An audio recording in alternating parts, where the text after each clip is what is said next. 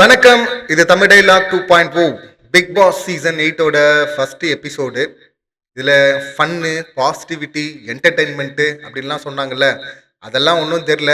பயமும் அங்கே வன்மமும் இதுதான் தெரிஞ்சுது. ஸோ ஒரு சின்ன பொண்ணை அநியாயமாக இப்படி வெளியே அனுப்பிட்டாங்க. இங்கே எல்லாரும் உட்காந்து எதுக்கு இங்கே வந்தோம், ஏன் இது முக்கியம் அப்படின்னு அங்கே பேசிட்டு இருக்கிறாங்க. இங்கே பேசும்போது ரொம்ப ஷார்ப்பாக பேசினது தீபக் தான். 25 வருஷம் என்டர்டைன் பண்ணிருக்கிற, 24 மணி நேரத்தெல்லாம் விட்டுற மாட்டேன் அப்படின்னார்ல, அது செம்ம பஞ்சு. ஆனால் தீபக் பார்த்தீங்கன்னா பயங்கரமாக சேஃப் பிளே விளையாடாரு. யாரு? ரவீந்திரனோட சேர்ந்து. இவர் எதிர்க்க மாட்டேங்கிறாரு. அவர் எந்த பக்கம் இருக்கிறாரோ அதோடைய ஷார்ட் வெர்ஷனா, இல்லைன்னா அவர் ஷார்ட்டாக பேசினா இவர் லென்த்தாக பேசுறது, இந்த மாதிரி தான் போயிட்டு இருக்கு. ஒரு கண்ணுக்கு தெரியாத ஒரு டைப் ஒன்று இருக்கு பொழுது ரெண்டு பேருக்கு நடுவில். இல்லை முத்துக்குமார் நல்லா பேசினா அப்படி, தம்பி ஜெஃப்ரி பாட்டாவே பாட்டு அப்படி.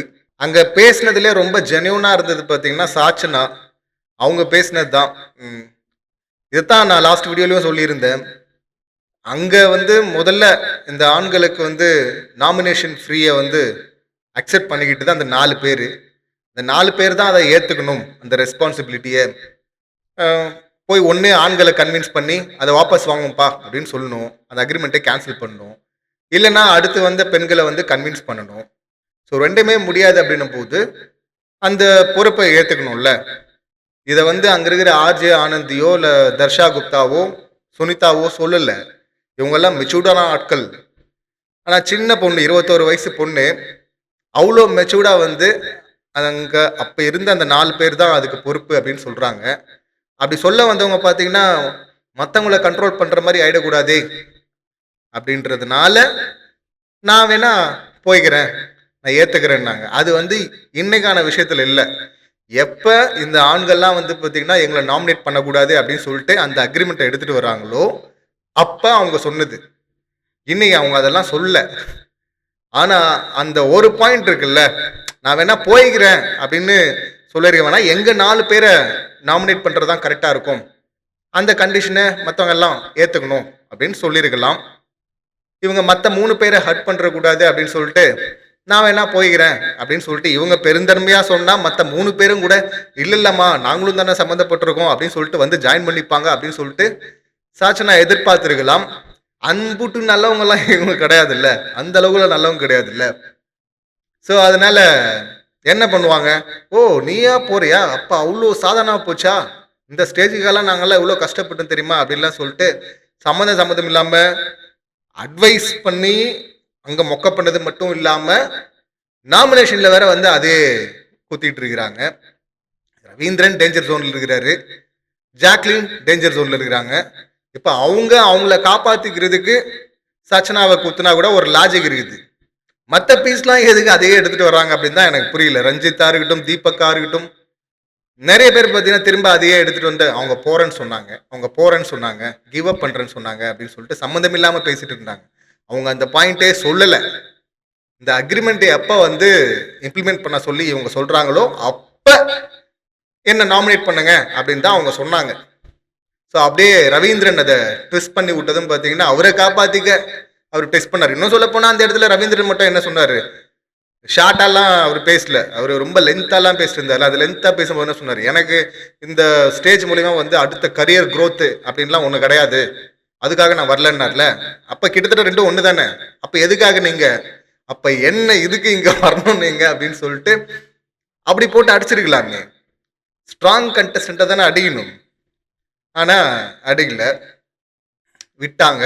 பாவம் அந்த பொண்ணு பெரும் கனவோட வந்திருக்கும். இந்த விஜய் சேதுபதி சார்கிட்ட எதுக்கிடா இந்த டம்மி ட்ராஃபியை கொடுத்து அனுப்பிட்டு இருக்கிறாங்க எல்லாருக்கிட்டையும் அப்படின்னு சொல்லிட்டு அப்போ நம்ம யோசித்தோம். ஒருவேளை உள்ளுக்குள்ளே ஏதாவது சீக்ரெட்டாக வச்சுருப்பாங்களா அப்படின்னு நினச்சா சீக்ரெட்லாம் இல்லை. வெளியே போகும்போது ஒரு எமோஷன் இருக்கும்ல, அந்த எமோஷனை கிண்டி விடுற டூலாக அதை யூஸ் பண்ணுறாங்க. அது வரையும் கூட ஓரளவுக்கு கண்ட்ரோலாக சாச்சனா பார்த்தீங்கன்னா அதை பிரேக் பண்ணுமா, அந்த டிராஃபி உன்னை விட்டு போயிடுச்சுமா அப்படின்னு சொன்ன அந்த மொமெண்ட்டில் அப்படியே டக்குன்னு உடஞ்சாங்கல்ல. அந்த மாதிரி எல்லாரையுமே உடைய வைக்கிறதுக்காக தான் கிரியேட்டிவ் டீம் நல்லாவே வேலை பார்த்துருக்குறாங்க. ஆப்பு அங்க இருக்குது போல இருக்கு கடைசியில. முதல் நாளே ஒரு விக்கெட்ட தூக்கியாச்சு. அப்புறம் எதுக்கு மறுபடியும் நாமினேஷனு அப்படின்னு சொல்லிட்டு நமக்கு புரியல. ஆக்சுவலா சாச்சனாவ அனுப்பும்போது கூட பார்த்தீங்கன்னா, ஏதோ சும்மா சொல்றாங்க போல இது உள்நாய்க்கு அப்படின்னு தான் அங்க நெனச்சிட்டு இருந்தாங்க.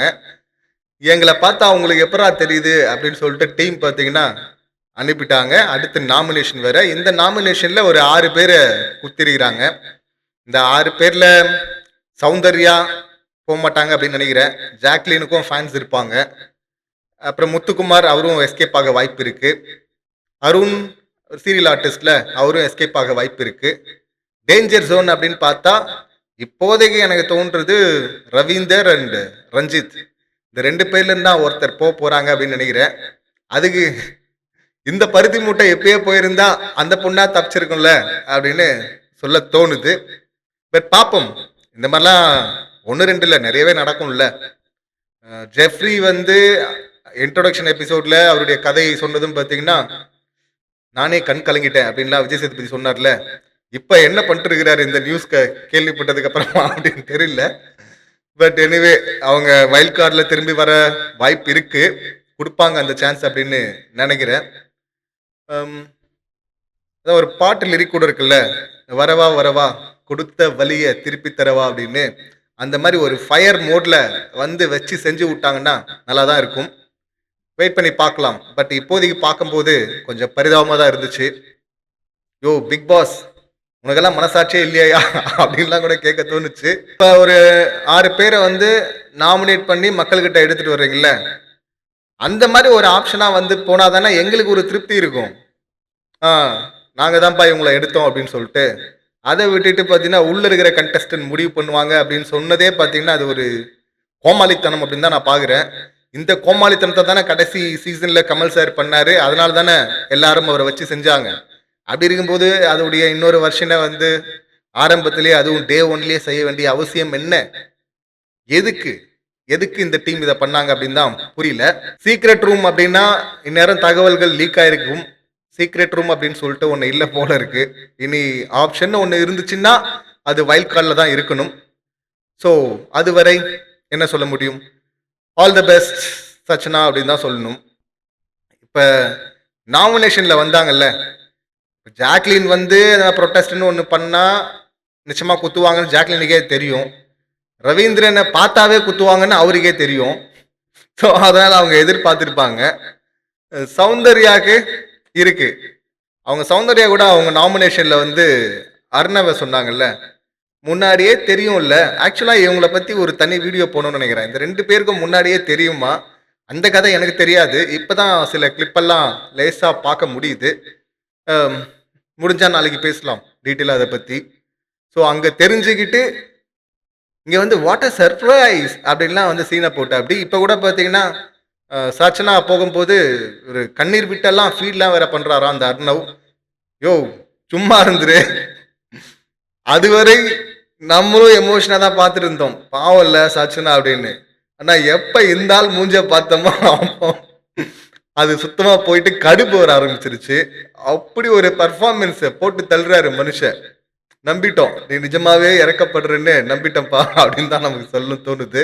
அடுத்து சுவாரஸ்யமான இடம்னா முத்துக்குமார் வெர்சஸ் ஜாக்லின் அப்படின்னு சொல்லிட்டு ஒன்று ஆரம்பிச்சிருக்குல்ல, அது சுவாரஸ்யமாக தான் இருக்கும் அப்படின்னு நினைக்கிறேன்.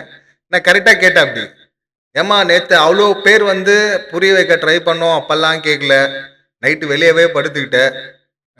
சப்போஸ் நீ தான் அந்த வெளியே போகிற கண்டஸ்டன்ட்னா இது காரணமாக இருந்தா என்ன பண்ணுவ அப்படின்னு கேட்டா அதெல்லாம் பரவாயில்ல அப்படின்னு சொன்னேன். எல்லாத்தையும் சொல்லிட்டு காலையில் எதுக்குமா போனேன் அப்படின்னு கேட்டதும் ஜாக்லின் கடுப்பாயிட்டாங்க. அவங்க கொடுத்த விளக்கம் கூட கரெக்டு தான்.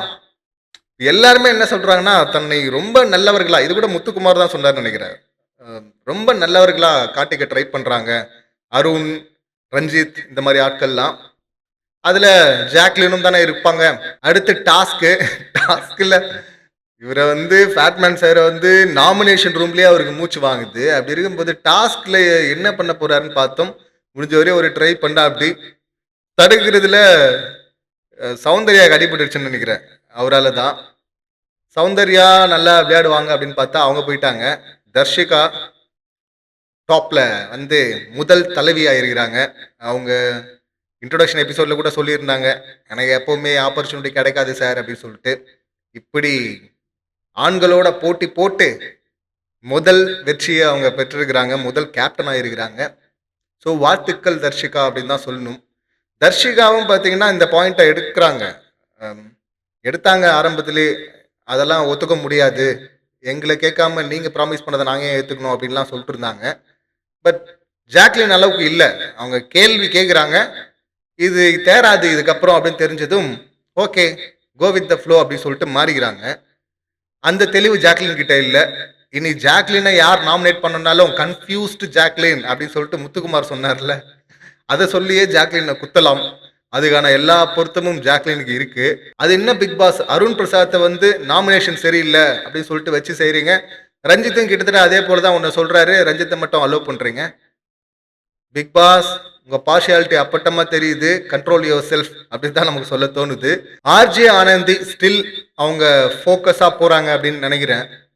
அதாவது அந்த சின்ன பொண்ணு 21 வயசு பொண்ணு சாச்சனா வந்து இப்படி ஒட்டுமொத்தமா போட்டு எக்ஸ்போஸ் பண்றாளே அப்படின்னும் போது கூட தப்பித்தவர் கூட வாயை விட்டு மாட்டிக்க வேணாம் அப்படின்னு சொல்லிட்டு பதுங்கி இருந்ததாகட்டும், அப்புறம் நாமினேஷன்ல வந்து வெயிட்டா கூத்துறதாகட்டும் எல்லாமே கரெக்டா இருக்கு. ஸோ ஆர்ஜே ஆனந்தி, முத்துக்குமார், ரவீந்தர், ஜாக்லின் இவங்க எல்லாமே ஓரளவுக்கு ப்ராமிசிங்காக தான் போயிட்டு இருக்கிறாங்க. ரவீந்தர், ஜாக்லின் பண்ணதெல்லாம் வந்து நியாயமா? இதெல்லாம் வந்து ரொம்ப மோசமான கேம்லன்னா எஸ். அவங்க என்ன சொல்லுவாங்க, இது கேம் அப்படின்வாங்க. அதனால கேம் தான் இப்போதைக்கு கேமாவே இருக்கட்டும். ஆனா ரொம்ப நாள் கேம் கேம்லாம் உருட்ட முடியாது. அதுக்கப்புறம் ஒரிஜினல் கேரக்டர் அதை தான் பார்ப்பாங்க. அதை தாண்டி கேம்னு உருட்டெல்லாம் பார்க்க மாட்டாங்க. கண்டென்ட்டுக்கான ப்ராமிசிங் கண்டஸ்டண்ட்டாக தான் இவங்கள பார்க்குறேன். இவங்கள சொன்ன இந்த 2 பேரை வைக்கிறேன். மற்றபடி பாசிட்டிவ் சைடு இவங்க வந்து நிற்பாங்க அப்படின்னு சொல்லிட்டு எனக்கு தோணலை. மதில் மேல் பூனை மாதிரி தான் நிற்கிறாங்க. எப்போ வேணா எந்த பக்கம் வேணா ஜம்ப் ஆகலாம். இந்த 2 பேரோட தான் தீபக்கையும் நான் வைக்கிறேன். தீபக்கும் இதே போல தான் இவங்களோட தான் ஸ்டாண்ட் பண்ணிட்டு இருக்கிறேன். அப்படி மற்றபடி சொல்லணும் அப்படின்னா தர்ஷிகா, சௌந்தர்யா, மாயாவை பாராட்டினாங்க லாஸ்ட் சீசன்ல. அதுதான் நமக்கு இடிக்குது. இன்னைக்கு அர்ணாவை கரெக்டாக லாக் பண்ணாங்க. ரொம்ப வளவலான்னு பேசாமல் இருக்கிற மாதிரி தெரியுது. சென்சிபிளாக இருக்கிற மாதிரி தெரியுது. பட் பார்க்கணும் விஷ பாட்டிலாக இருப்பாங்களா அப்படின்னு மொத்தமாக வெளியே வந்தால் தானே தெரியும். ஸோ வெயிட் பண்ணி பார்க்கலாம். அவங்கள வெயிட்டிங் லிஸ்ட்டில் தான் வைக்கணும். தர்ஷிகா கரெக்டாக போகிற மாதிரி தெரியுது. So Dharshika, Muthukumaran, RJ Anandhi positive side போகிறாங்க அப்படின்னு நினைக்கிறேன். ஓட்டிங் ட்ரெண்டிங் எப்படி போகுது அப்படின்னு சொல்லிட்டு எனக்கு தெரில. ரஞ்சித்து கூட பார்த்தீங்கன்னா கோயம்புத்தூர்காரர்கள் ஊர் பாஸில் சப்போர்ட் பண்ணாலும் பண்ணக்கூடும். இல்லைனா ரவீந்திரனுக்கே நாம் எதிர்பார்க்காத அளவுக்கு ஃபேன் ஃபாலோவிங் இருந்தாலும் இருக்கலாம். ஆக்சுவலாக ரிவ்யூவர்ஸ்க்கெல்லாம் ஃபேன் ஃபாலோவிங் இருக்காங்களோ ஏட்டர்ஸ் நிறைய பேர் இருப்பாங்க.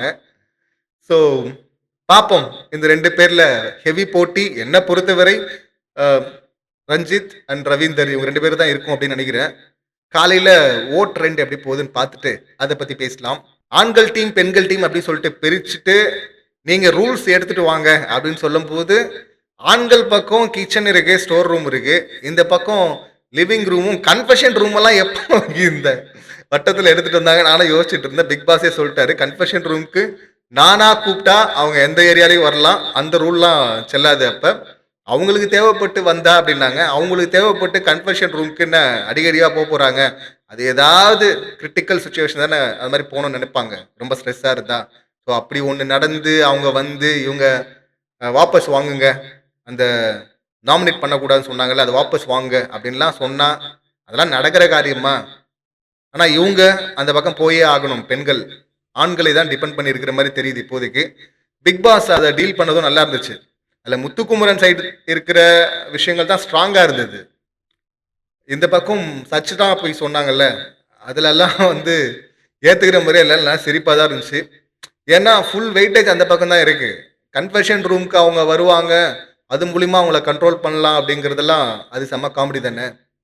அது ஒன்றும் எப்போவுமே நடக்கிறது கிடையாது. ஸோ இப்போ சாச்சனா இல்லைனாலும் இந்த டீமுக்கான எந்த கண்டிஷன்லாம் அக்செப்ட் பண்ணப்பட்டது அப்படின்னு சொல்லிட்டு பிரிண்ட் ஆகிட்டு புக்காக வரும் அப்படின்னு சொல்லிட்டு பிக் பாஸ் சொல்லியிருக்கிறாரு. அப்படி வந்தாலும் அதில் அப்டேட்லாம் இருக்கும், மாற்றங்கள் நடக்க தான் போகுது.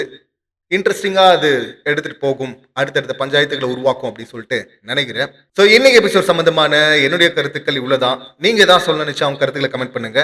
மீண்டும் அடுத்த வீடியோவில் சந்திக்கலாம். நன்றி, வணக்கம்.